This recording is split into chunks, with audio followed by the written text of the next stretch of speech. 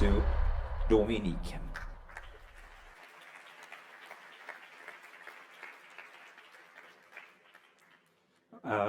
Hi Pragma. So first of all, I want to mention that it's my first time at Pragma, and everyone I talked to was really nice and welcoming. So thank you all for giving me such a good time here. So I'm Dominik, and I'm a cake decorator. But actually, I'm not really good at decorating cake, at least with my hand. So what I do is I program robots to decorate cakes. And that's pretty cool. Like the team I'm working in that recently shipped the system to Oslo, and there it's working in a bakery to decorate cakes. And actually, what we want to do is we don't want to program the robots ourselves. We want to enable others so they can program the robot, and they don't even need to know how to program the robot. We want them that it is so easy that everyone can do this. And so here's a video of the process to train a new decoration.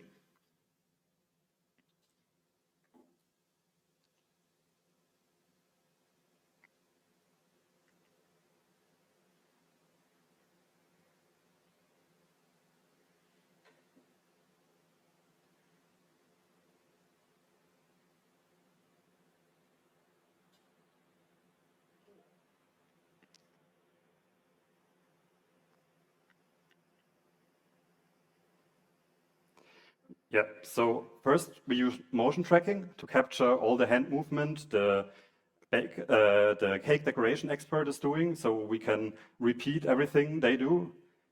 An iPad app is guiding the user through the whole process, what's the next step, what they need to do, and then in the end, the robot repeats the motion. And in our iPad app, the 3D scene is a really important part. And I want to talk a little bit more about this. So maybe you were already wondering, like, why is he talking about cake decoration? Maybe like he went to the wrong conference. Maybe he wants to go to the Chinese wedding next door.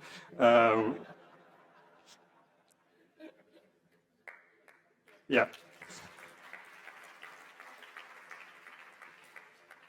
So I want to start with a little story, how with this 3D scene we started really simple, and then quickly turned it into a mess. And when I look in your faces, probably one or two of you can also tell a similar story, because I think it's a typical engineering story. So as it happened at the time, a colleague of mine was taking a lot of pictures, so I can show you the whole story in like snapshots, like this. So the story is about a product owner and a mastermind engineer. I would just call them PO and ME. And as it came to be, the product owner approached ME and said, yeah, like our users are struggling to get through the whole process. We need a new feature in our 3D scene. So we need feature XY. And ME thought that that's a really easy task to do. So we used at the time a singleton that only had like a handful of functions to update the 3D scene. And ME thought, okay, I would just add an extra function XY that is displaying this feature in the 3D scene. And end of story, everyone was happy. Yeah, of course not. Like a few moments later, the product owner came back and said, yeah, the user is still struggling. Now we need a feature AB in the 3D visualization. And ME thought, yeah, we already know the drill, no problem. So I will just add it again. But then he realized that in just those few moments, the singleton has turned into a monster that's really not maintainable anymore, over 100 functions to update the 3D scene, and he had no chance to get any overview what all the functions are doing. So he realized that in the end, ME all along maybe standard for mediocre engineer and not mastermind engineer. But jokes aside, so at the time, our method to update the 3D scene really looked like this. We had like over 100 functions, and they were really messy. And also like a lot of people were working on this, and it was really a hard time to coordinate everyone, like what function is meant for what. Sometimes there was a lot of duplication of functionality, and because sometimes some functions were just updating a part of the scene, other functions were updating the whole scene.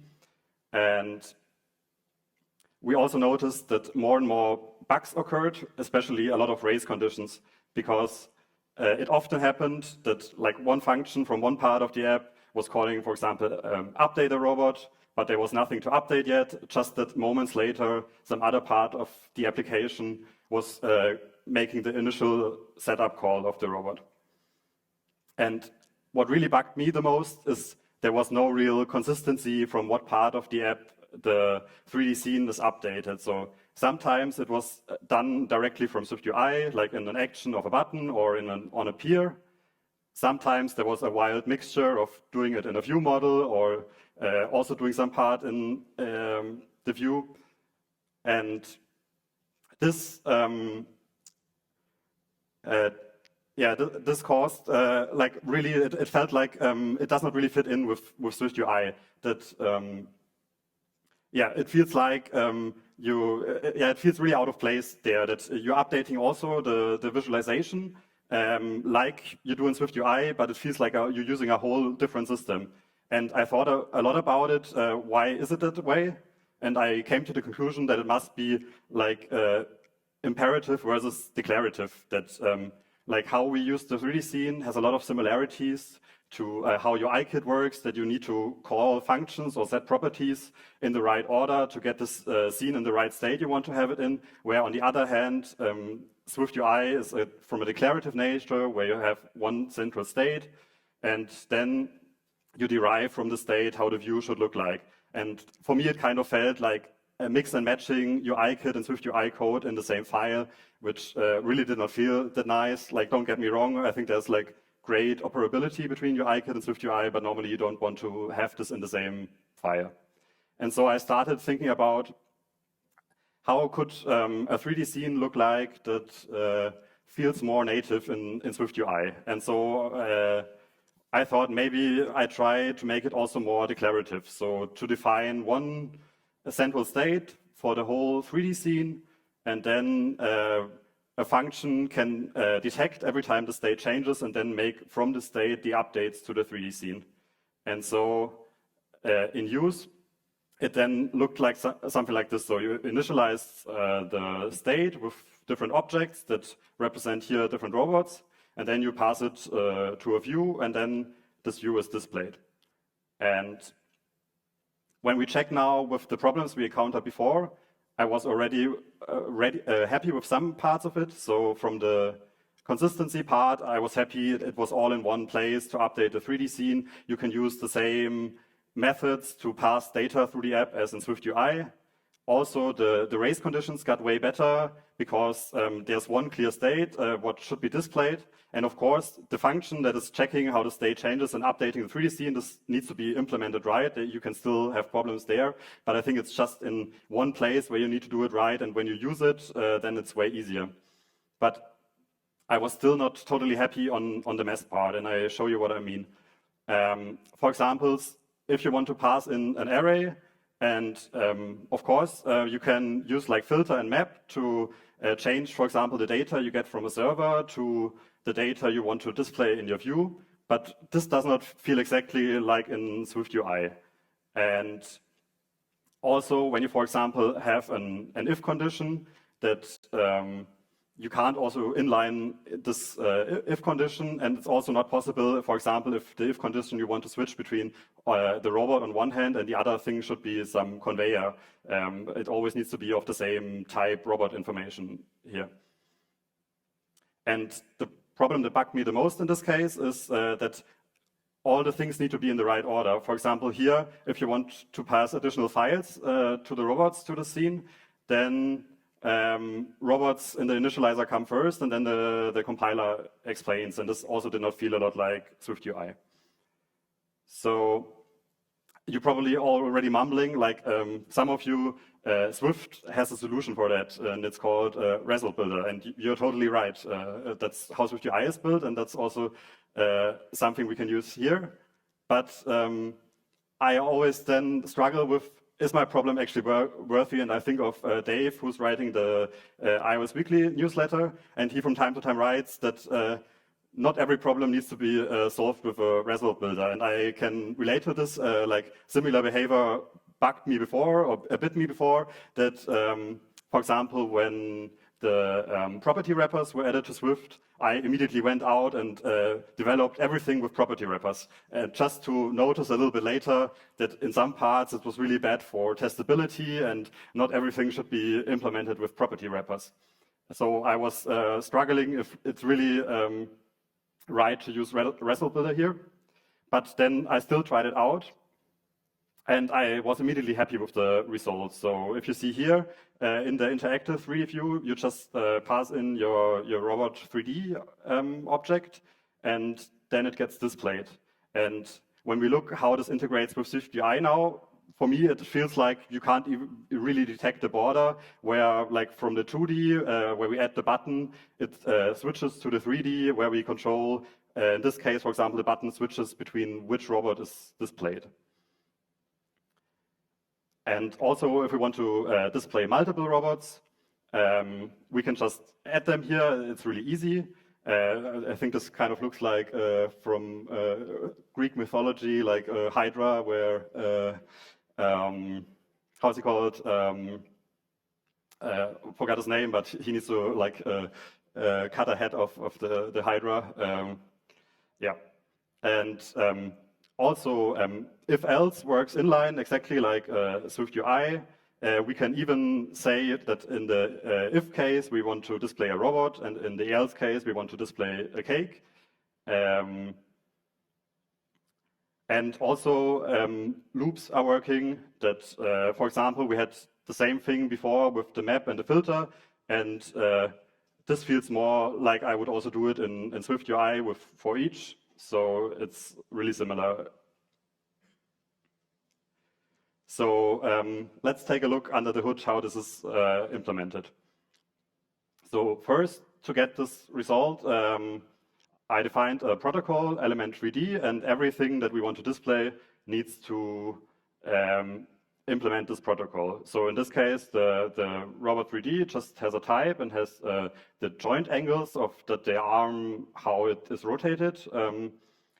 And this implements element 3D. And then to get our own result builder, we need to add the result builder on top of our struct. And the minimum thing we need to implement is the build block function. And this takes like a variadic parameter and any element 3D, so we can pass in anything that implements element 3D. And in the end, it returns our description object that defines our whole scene. And in the body of it, then we can iterate over all the elements and build there our state out of it that should be currently displayed. And then this part might really look familiar for you when you use rleBuilder a lot in SwiftUI. So to then build out of anything you pass into the closure, this interactive 3D description object, we just need to write add interactive 3D builder in front here. Yeah, and if we just implement build block, it only allows us to add multiple elements in the closure, but for example, no if conditions, no if let, no for loop. But I find it quite interesting that result builder is built in a way that you can go step by step and just use parts of it or use the whole thing. So if we want to use the whole range of things that I showed you before, we need to implement a few more methods. So if we want to support if else, we need to implement the build ether, the first and the second. In this case, we just pass the struct along that we get, and then we are able to use the if else. If we want to use an if let, we need to implement the function build optional. So in this case, if our component does not exist, I just create a new interactive 3D description. Otherwise, I pass the component along. And this allows us then, if we, for example, pass optional robot data into our view, then we can unwrap it. And if it's not set, then no robot is displayed, or we could add some else here and display a cake instead, for example. And last, if we want to have also the for loop working, we need to implement the build array function. And this takes an array of components. And here we need to have some logic that iterates over all the components and build one object out of it. So in this case, I simplified it. So there, our description right now only has robots. So we iterate over every component and just need to append our robots to the main result. So in the end, this allows us then to have the for loop also working.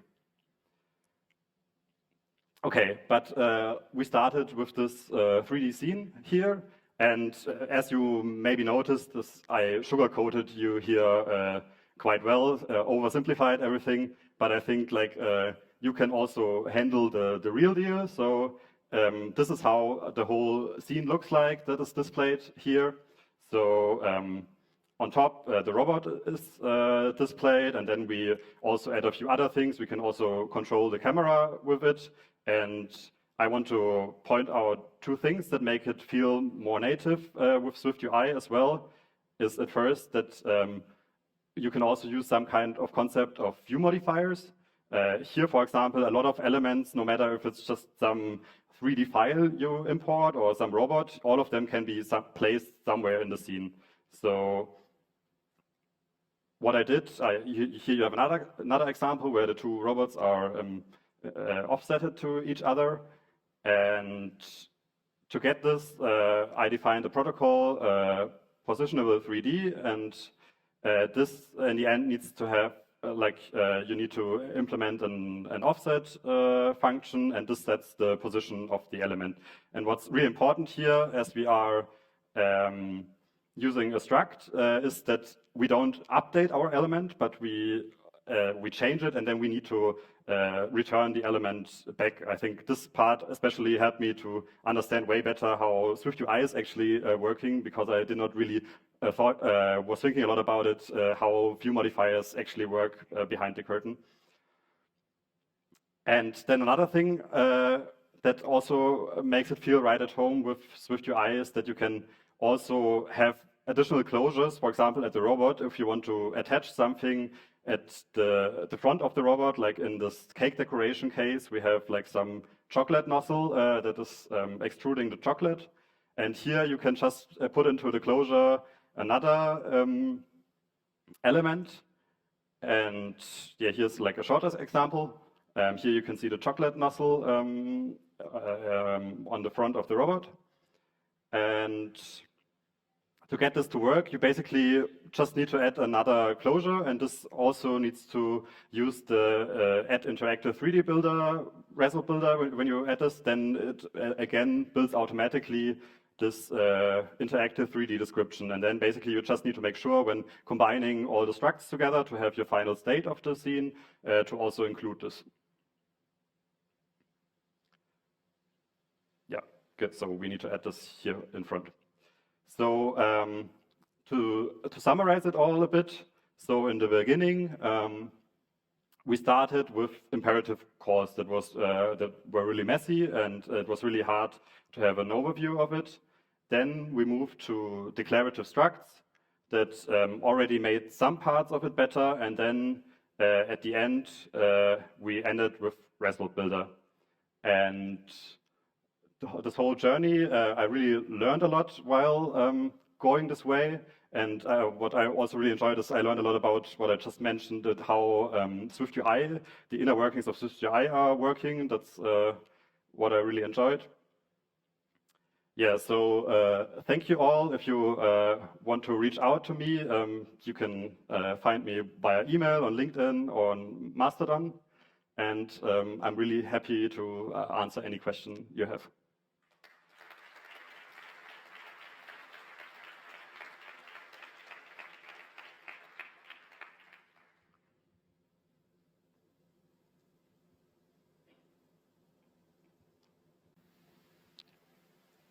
Hi, one, two, yeah. Great talk, amazing stuff. I wonder if you have looked or are thinking into VisionOS, because this is 3D and this is kind of a use case. Yeah, I just had really little time to play around with it, but I find this really interesting. Also, yesterday when you showed the attachment API with SwiftUI and VisionOS, this really resonated with me because I also had the feeling that it was really some kind of afterthought, and it does not feel also like it fits in with the whole story Apple is telling.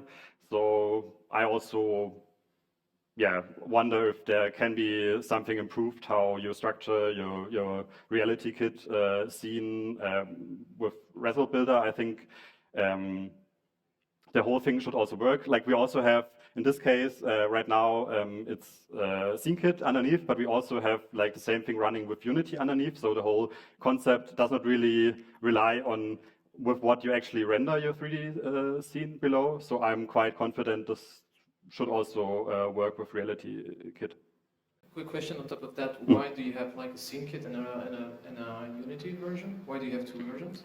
Yeah, so we came from Unity, and like they both has some trade-offs. So scene kit is definitely also not seen a lot of love by Apple. So.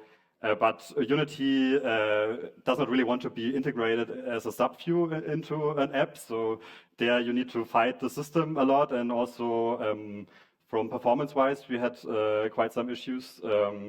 Yeah, so that's why we tried out different paths. And basically with having this abstraction layer on top, it was really quite easy to compare SceneKit to Unity. And yeah. Thank you.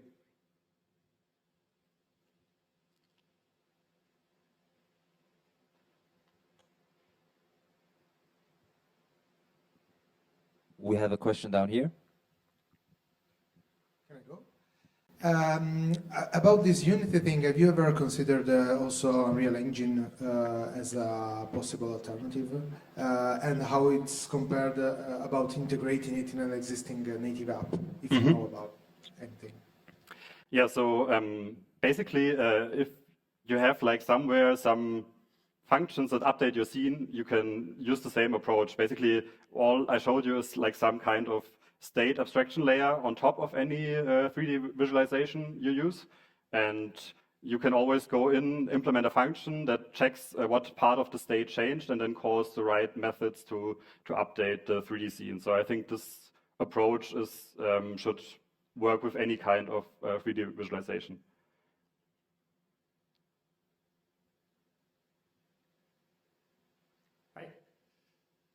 Over here. So I have a question regarding the recording of the motions from the robot. How exactly do you record like the motions and then pipe them in the Swift app? Is it some network connection? Yeah, so basically it's built, I'm not sure if you're familiar with the HTC Vive. They built some motion tracking controllers. So when you wear your VR headset, that you can track your hands, and you can also buy those sensors on the market and build it inside other products. And so what you need to set up is are 2 or 3 lighthouses that span out a laser grid, and then the pen notices how we move through the scene. But also, like, I did not go a lot into this from the technical side. There's also like some computer running where we have some backend services that is doing the whole like data collection and data processing, and then passing this to the iPad app. So I think that's what you were questioning about. So there's no direct communication between the motion tracking and the iPad. There's some backend where you can just send a REST call to get the data and start the recording. So you get like a 4-dimensional vector with how it was crossed on a plane, or how is that data like ending up in the app? Basically, you get every few milliseconds a 3D coordinate where the pen was, and then we do some data processing of throwing away a few points, because otherwise the robot would move really shaky. If you have too much data, you want to smooth this out a little bit. Yeah. Thank you. You're welcome.